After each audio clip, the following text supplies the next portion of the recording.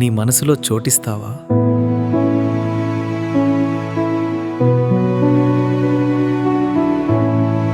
ఈ స్టోరీ అనేది నా మనసుకు నచ్చిందండి. అందు గురించనే రాస్తున్నాను. ఎవరికైనా నచ్చకపోతే ఏమనుకోవద్దు. Don't feel bad. జస్ట్ నా ఇమాజినేషన్ అంతే. మీకు నచ్చితే లైక్ చేయండి, సబ్స్క్రైబ్ చేయండి, కామెంట్ చేయండి. సో, మీకు నచ్చాలనే అనుకుంటున్నాను. ఓకే. స్టోరీలోకి వెళ్ళిపోదామండి. ఆహ్, ఇక్కడేంటంటే స్టోరీ నేమ్ వచ్చేసరికి 'ప్రేమగా దరిచేరవా'. అన్నీ సర్దుకున్నావా తల్లి? ఇంకోసారి చూసుకో. అక్కడ నువ్వు బయటికి వెళ్లి తెచ్చుకోవడానికి లేదు. నిన్ను బయటికి ఎవరు తీసుకువెళ్లరు. మళ్ళీ ఇబ్బంది పడతావు అని చెప్తాడు. మీ అమ్మమ్మ నిన్ను చూడాలని కాబట్టి నిన్ను పంపిస్తున్నాను. నిజానికి నిన్నక్కడికి పంపించడం నాకు ఏమాత్రం ఇష్టం లేదు. కానీ తప్పట్లేదు అని తన నిస్సహాయతకు బాధపడుతూ కూతురు నేత్రతో చెప్తూ ఉన్నాడు భగత్. నేను అన్నీ సర్దుకున్నాను నాన్నా. నువ్వేం కంగారు పడకు. నాకు తెలీదా అక్కడికి వెళితే మళ్ళీ బయటికి రాలేనని? నేను ఈజీగా ఇమిడిపోతాను నాన్నా. అక్కడ భయపడకు. వెళ్దామా అని అడుగుతుంది నేత్ర. మీ అమ్మ ఎక్కడికి వెళ్ళిందిరా అని అడిగాడు భగత్. ఇప్పుడంతా అవసరం లేదు నాన్నా. నేను లేనప్పుడు అయినా అమ్మను తిట్టకుండా ఉండు. చెల్లి జాగ్రత్త అని చెప్పి తను క్రచ్ తన చేతికర్ర పట్టుకుని నడవడానికి సపోర్ట్‌గా ఉండే కర్ర అనమాట అది. తను హ్యాండిక్యాప్డ్. తీసుకుని కుంటూ బయటికి నడిచింది నేత్ర. తర్వాత లగేజ్‌ను పట్టుకున్న భగత్ ముందు వెళితే చేతికర్ర సహాయంతో మెల్లగా నడుచుకుంటూ బయటకు వచ్చింది నేత్ర.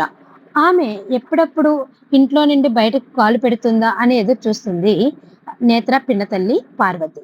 పేరుకు పార్వతి అయిన రాక్షస గుణం నుండి వచ్చిందనడానికి ఏ మాత్రం తీసిపోదనమాట ఆమె ప్రవర్తన.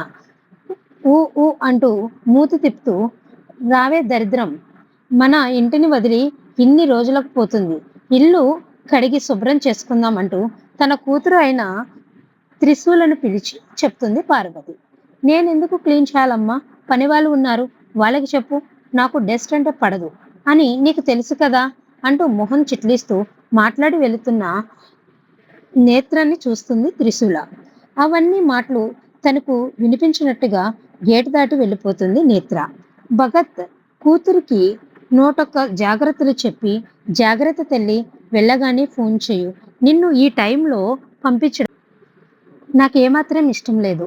పంపిస్తున్నందుకు నన్ను క్షమించు తల్లి అని అంటాడు. నీతో పాటు వస్తే మీ అమ్మ అరిచి గోల చేస్తుంది. వెళ్ళగానే ఫోన్ చేయి తల్లి అంటూ చెప్పి టైం చూస్తాడు. అప్పటికి రాత్రి 10 గంటలవుతుంటే టెన్షన్‌గా ఉంటుంది అతనికి. ఒంటరిగా ఆడపిల్లని అంత దూరం పంపిస్తున్నాము. అందులో కాలు కూడా సరిగ్గా లేదు అని అతని భయాన్ని అర్థం చేసుకున్న నేత్ర తండ్రి చేతిని పట్టుకుని, నేను జాగ్రత్తగానే వెళతాను నాన్న. వెళ్ళగానే ఫోన్ చేస్తాను అని తండ్రికి ధైర్యం చెప్తుంది. ఇంతలో బుక్ చేసుకున్న బస్సు రావడంతో క్లీనర్ ఫోన్ నెంబర్ తీసుకుని దిగేటప్పుడు జాగ్రత్తగా దించండి బాబు అంటూ అతనికి చెప్పి ఆమె సీట్లో కూర్చునే వరకు చూసి అప్పుడు బస్ దిగుతాడు భగత్. తండ్రి కేరింగ్‌కు మురిసిపోతూ వెళ్ళొస్తాను నాన్న అంటూ చెప్పి బస్సు బయలుదేరగానే కళ్ళు మూసుకుంటుంది సీట్ బెండ్ చేసి. నేత్ర చురుకైన పిల్ల. తల్లి చిన్నప్పుడు చనిపోతే అతని ఇంటివారు మళ్ళీ పెళ్లి చేస్తారు భగత్‌కి. అతను వద్దని ఎంత చెప్పినా వినకుండా ఆ ఇంటికి కోడలుగా వచ్చిన పార్వతి అతనికి భార్య అయింది కానీ నేత్రకి తల్లి కాలేకపోయింది. భగత్ ఉన్నప్పుడు ఒకలాగా, లేనప్పుడు ఒకలాగా చూసుకునేది నేత్రని. భగత్ ఆ విషయం తెలుసుకుని నిలదీస్తే మీకు మీ కూతురు ఎక్కువ అంటూ ఏడుస్తూ గొడవపడి విషం తాగడానికి ప్రయత్నించింది. అప్పటికి 2 సంవత్సరాల త్రిశూల ఉంది. ఆమెకు ముందున్న భార్యను పోగొట్టుకుని నేత్ర తల్లి లేనిది అయిపోతుందని ఆమె కోసం మళ్ళీ పెళ్లి చేసుకున్నాడు ఇప్పుడు. పార్వతి కూడా అలా అయితే ఎలా అని భయపడ్డాడు. పార్వతికి ఎదురు చెప్పడం మానేశాడు. కానీ నేత్ర విషయంలో ఆమెతో గొడవలు పడుతూ ఉంటాడు. అప్పటి నుంచి నేత్రకి దూరంగా ఉన్న తండ్రి ప్రేమ పంచుతూనే వచ్చాడు. తర్వాత కొన్ని రోజులకు నేత్ర ఒక యాక్సిడెంట్‌లో ఒక కాలు విరిగి అది అతకకుండా ఉండిపోయింది. ఎవరి మీద ఆధారపడని నేత్ర కాలు విరిగాక కూడా తన పనులు తాను చేసుకుంటూ ఉంది. ఆమెకు స్నేహంగా తన దగ్గర ఉన్న చేతికర్రే తోడుగా మారింది. ఇప్పుడు నేత్ర వెళ్తుంది తన కన్నతల్లి పుట్టిన ఇంటికి, తన అమ్మమ్మ ఇంటికి. నేత్ర అమ్మమ్మ పేరు ఇందిర. తన కూతురు చనిపోయినప్పటి నుంచి ఆ ఇంటికి, ఈ ఇంటికి మాటలు తగ్గిపోయాయి. నేత్ర చూడాలనిపించడంతో భగత్ గారికి ఫోన్ చేసి పిల్లను పంపించు, ఇక్కడ కొన్ని రోజులు ఉంచుకుని పంపిస్తాను అని చెప్పింది. పెద్దావిడ గారి మాటలు కాదనలేక నేత్రని హైదరాబాద్ పంపిస్తున్నాడు భగత్. విజయవాడలో రాత్రి బస్ ఎక్కితే పొద్దునే దిగుతారు. సేఫ్టీ చూసి మరీ నేత్రని బస్ ఎక్కించి ఇంటికి వచ్చాడు భగత్.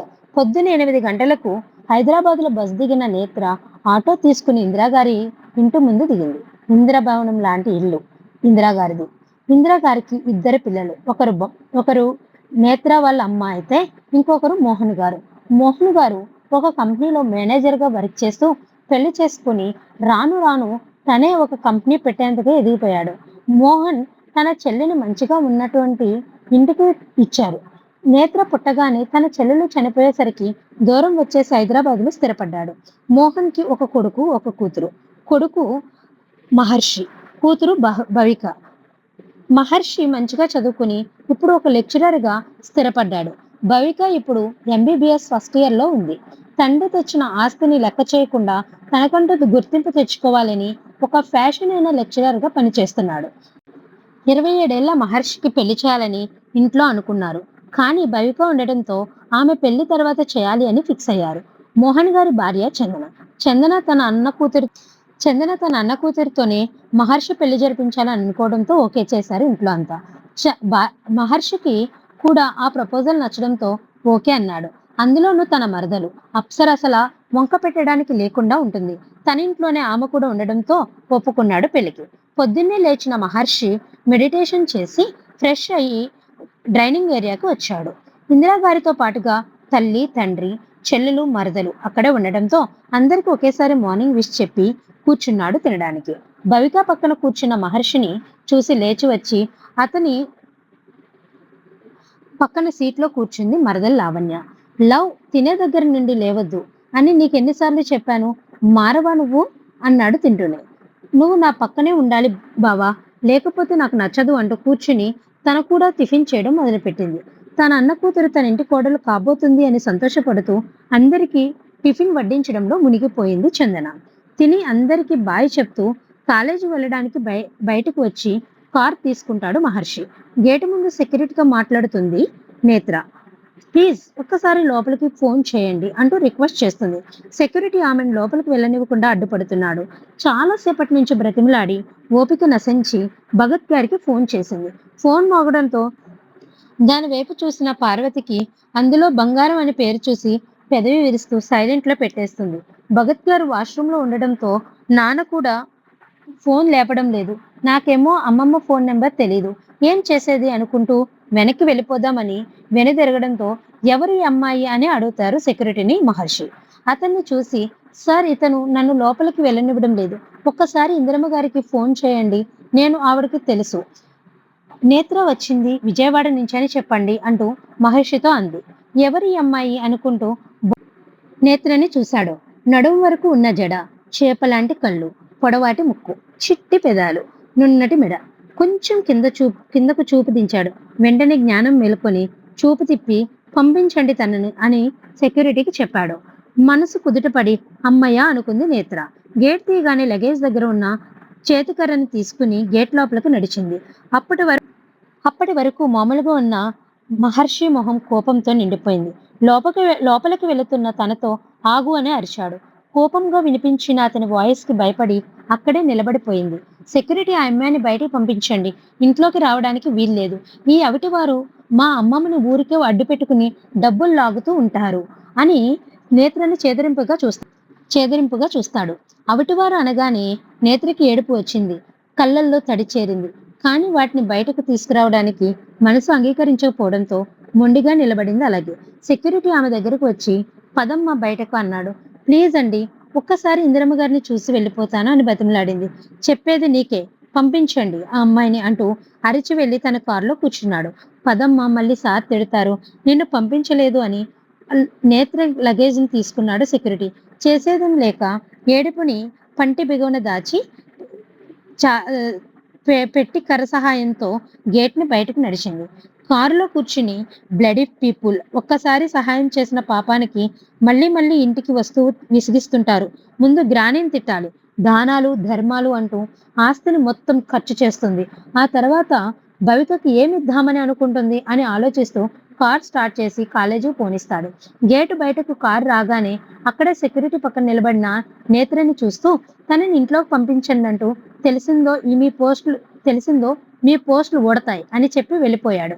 బా నే మహర్షి ఎవరో తెలియకున్నా అతను అవిటిది అన్న మాట మాత్రం గుండెల్లో దిగిపోయింది నేత్రకి. ఈ స్ ఇంకా తర్వాయి భాగం నెక్స్ట్ ఎపిసోడ్స్ చాలా బావుంటాయండి. ముందు ముందు చూడండి. మీకు ఈ స్టోరీ నచ్చితే లైక్ చేయండి, షేర్ చేయండి, కామెంట్ చేయండి. అలాగే సబ్స్క్రైబ్ చేసుకోండి. నాకు ఈ స్టోరీకి ఎలా లేదన్నా 100 లైక్స్ వస్తాయని అనుకుంటున్నాను. ప్లీజ్ చూడండి. అలాగే కామెంట్ కూడా పెట్టండి. మీరు కామెంట్ పెడితే నాకు కూడా ఇంకా ఇంకా చేయాలన్న మోటివేషన్ అనేది మీ దగ్గర నుంచి ఉంటుంది. Thank you guys.